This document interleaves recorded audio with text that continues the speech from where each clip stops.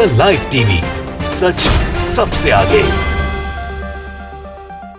नमस्कार, मैं हूं Iqbal Parvez. The live TV में आपका स्वागत है। बंगाल में भारतीय जनता पार्टी ताश के पत्तों की तरफ बिखरती हुई नजर आ रही है। बहुत ही मुश्किल से साम दाम दंड भेद और पूरी ताकत झोंकने के बाद बड़े मुश्किलों से बंगाल में भारतीय जनता पार्टी को 77 सीटें मिली थी, जिसमें से अब 5 विधायक छोड़कर तृणमूल में जा चुके हैं, यानी कि अब सिर्फ 72 बचे हुए हैं साथी। और ये खबर आ रही है कि 20 और ऐसे भारतीय जनता पार्टी के एमएलए हैं जो लगातार तृणमूल कांग्रेस के साथ संपर्क में हैं और वो जाना चाहते हैं, तृणमूल भारतीय जनता पार्टी को छोड़ना चाहते हैं। और ये खबर कभी भी आ सकती है, या आप ये समझ लीजिए कि एक एक करके हर रोज एक एक विकेट गिर रहा है भारतीय जनता पार्टी का। अभी जो लेटेस्ट जो एमएलए हैं वो विश्वजीत दास हैं, जिन्होंने बीजेपी को छोड़कर तृणमूल को ज्वाइन किया है। इनसे ठीक एक दिन पहले बिष्णुपुर के विधायक तन्मय घोष ने भी बीजेपी को छोड़कर तृणमूल कांग्रेस को ज्वाइन किया था। साथियों, बंगाल में ऐसी हालत हो गई है भारतीय जनता पार्टी की कि उसको अपना अस्तित्व बचाना मुश्किल हो गया है। हम आगे बहुत सारी ऐसी तस्वीरें दिखाएंगे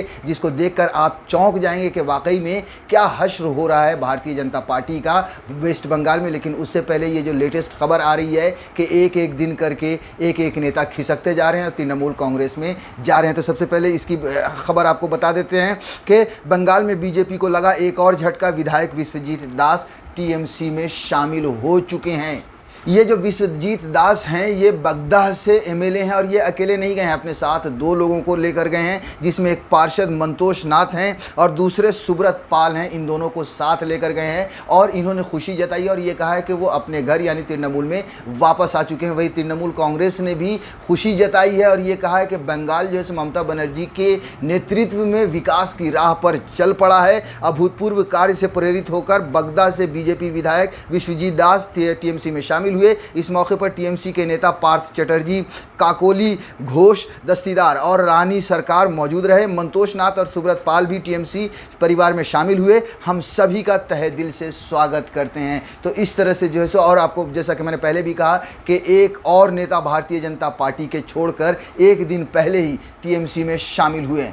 असल में 2019 के लोकसभा चुनाव में जब भारतीय जनता पार्टी को बंगाल में 18 सीटें मिली तो इन्हें लगने लगा कि हम बंगाल पर भी कब्जा कर सकते हैं, बंगाल में भी सत्ता हासिल कर सकते हैं। लिहाजा इन लोगों ने जो है सो भारतीय तृणमूल कांग्रेस के बड़े बड़े नेताओं को तोड़ना शुरू किया और एक से बढ़कर एक नेताओं को तोड़कर अपनी पार्टी में शामिल किया। जाहिर सी बात है कि बंगाल में इनकी कोई ज़मीन थी नहीं, इनके कोई कार्यकर्ता नहीं थे, इनके कोई नेता नहीं थे। बड़े बड़े नेताओं को इन्होंने शामिल किया, जिसमें मुकुल राय थे, शुभेंदु अधिकारी थे जो दाहिने और बाएं हाथ थे। इन दोनों को तोड़कर अपनी पार्टी में शामिल कर लिया था भारतीय जनता पार्टी ने। उसके बाद जब चुनाव का माहौल आया तो इन्हें लगा, और ये दावा लगातार करते रहे कि 200 से ज़्यादा सीटें हम लेकर आएंगे। जी हाँ, 200 पार का नारा अमित शाह हो या नरेंद्र मोदी दे रहे थे। और यही वजह, बहुत सारे विशेषज्ञ हैं उनका ये मानना है कि बहुत सारे नेता इस वजह से भी चले गए कि भारतीय जनता पार्टी इस बार, जी हाँ, बहुत सारे जो तृणमूल में थे वो बीजेपी में इस वजह से शामिल हो गए कि उन्हें लगने लगा कि इस बार भारतीय जनता पार्टी, नरेंद्र मोदी बंगाल को फतह कर लेंगे, वो जीत जाएंगे। तो इस वजह से वो डर के मारे कहें या भय के मारे कहें या लालच के मारे कहें सत्ता की,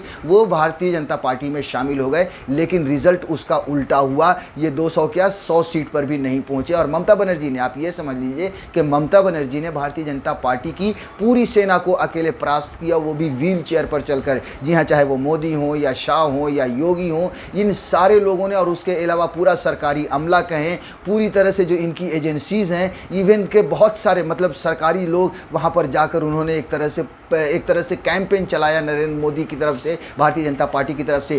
खूब सारी नफरत भी वहां पर बांटी गई, बात बात पर जय श्री राम के नारे लगाए गए, हिंदू मुसलमान की बात की गई। लेकिन बंगाल में जिस तरह से वहां के लोग ये समझ रहे थे, जी हाँ, वहां के लोग ये समझ रहे थे कि ये सब जुमला है, नरेंद्र मोदी हो या योगी हो या शाह हो, ये सब आकर बंगाल को बांटने की कोशिश कर रहे हैं, हिंदू मुसलमान में नफरत डालने की कोशिश कर रहे हैं। ये वहाँ की जनता समझ चुकी है। उसके अलावा ये भी हमने कई बार वहाँ पर देखा कि बंगाल की जनता को ये कह रहे थे कि जैसे मोदी और शाह विकास की बात कर रहे थे तो वो दूसरे शहरों का, उनके अपने राज्यों के बारे में, जहाँ जहाँ बीजेपी की सरकार है उनके बारे में बात कर रहे थे कि आपकी जहाँ जहाँ सरकार है, चाहे वो यूपी हो या एमपी हो या हरियाणा हो, वहाँ किस तरह का विकास हुआ है। जिस तरह से वहाँ पर नफरत, आपको भ्रष्टाचार खत्म करने की या गुंडागर्दी खत्म करने की बात हो रही थी, महिला सुरक्षा की बात कर रहे थे योगी आदित्यनाथ जाकर, तो वहाँ की जनता यही कह रही थी कि भैया आप जाकर पहले उत्तर प्रदेश को संभालो, वहाँ पर देखो कि महिलाओं पर कितने अत्याचार हो रहे हैं, वहाँ पर देखो देखो कि कितनी गुंडागर्दी हो रही है, उसके बाद आकर बंगाल को संभालना। तो वहाँ की जनता लगातार ये जवाब दे रही थी और अपना रुख पहले ही, चुनाव से पहले ही ये जता चुकी थी।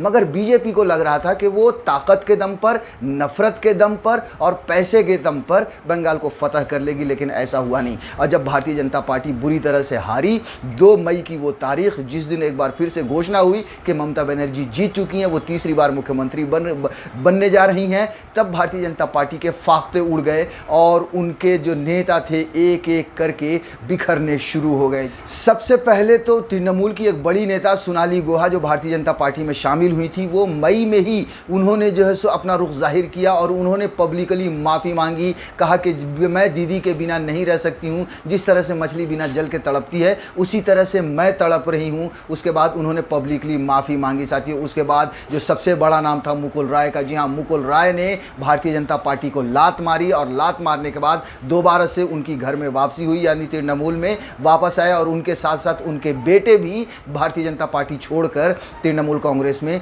वापस आ गए। और उसके बाद क्या था कि एक के बाद एक लाइन लगनी शुरू हो गई। छोटे लेवल के बहुत सारे नेता, जी हाँ, एक साथ 38 30 कार्यकर्ता कहें या नेता कहें, उन्होंने भारतीय जनता पार्टी को छोड़कर तृणमूल कांग्रेस को ज्वाइन किया। देखिए, ये खबर भी छपी थी, न्यूज़ नेशन ने छापी थी कि बीजेपी के 38 नेता अपने 3000 समर्थकों के साथ टीएमसी में शामिल हुए। तो इस तरह से साथियों तांता लग गया भारतीय जनता पार्टी के नेताओं को छोड़कर तृणमूल में जाने का। उसके अलावा अगर हम माफ़ी की बात करें तो बहुत सारे लोगों ने, आप देखिए कि जैसे सड़क पर रिक्शे से निकलकर लोगों ने घोषणाएं की, ऐलान किया कि हमसे गलती हो गई, हमें टीएमसी में वापस आना है, दीदी हमें माफ़ कर दो। जिस तरह से लाउड स्पीकर पर घूम कर फिल्मों की, पुराने ज़माने में 30 साल 40 साल पहले फिल्मों का प्रचार होता था गांव में, उस तरह से बंगाल में घूम कर माफ़ी मांगी गई। उसके अलावा बहुत सारे लोगों ने अपना सर मुड़वाकर जो सो माफ़ी मांगी तृणमूल कांग्रेस से। तृणमूल कांग्रेस में वो वापस गए और भारतीय जनता पार्टी को छोड़ा साथियों। बहुत सारे ऐसे नेता और कार्यकर्ता थे जिन्होंने अपने ऊपर गंगा जल वगैरह भी छिड़कवाया, यानी अपना शुद्धिकरण करवाया और तृणमूल कांग्रेस में गए। तो इस तरह की भी तस्वीर बंगाल से पिछले कुछ महीनों में देखने को मिली है जब भारतीय जनता पार्टी की वहाँ पर हार हुई। और सबसे बड़ी बात ये थी कि ये सारे लोग जब भारतीय जनता पार्टी को छोड़कर तृणमूल में आ रहे थे तो इन्होंने न सिर्फ गलती मानी, बल्कि इन्होंने, बहुत सारे इनमें से ऐसे लोग थे जिन्होंने ये भी बयान दिया कि बीजेपी जो है सो लोगों को बांटना चाहती है, सिर्फ और सिर्फ नफरत की राजनीति करना चाहती है साथियों। अब इन तस्वीरों को देखने के बाद, उसके बाद जिस तरह से लगातार भारतीय जनता पार्टी के नेता छोड़ कर जा रहे हैं, 77 के बाद 77 जो सीटें थी अब 72 सीटें ही बची हैं। 20 और एमएलए जो हैं सो तृणमूल के साथ संपर्क में है। उसको देखकर ये कहा जा सकता है और ये कहना गलत नहीं होगा कि बंगाल में भारतीय जनता पार्टी को अपना अस्तित्व बचाना बहुत ही मुश्किल हो गया है। द लाइव टीवी, सच सबसे आगे।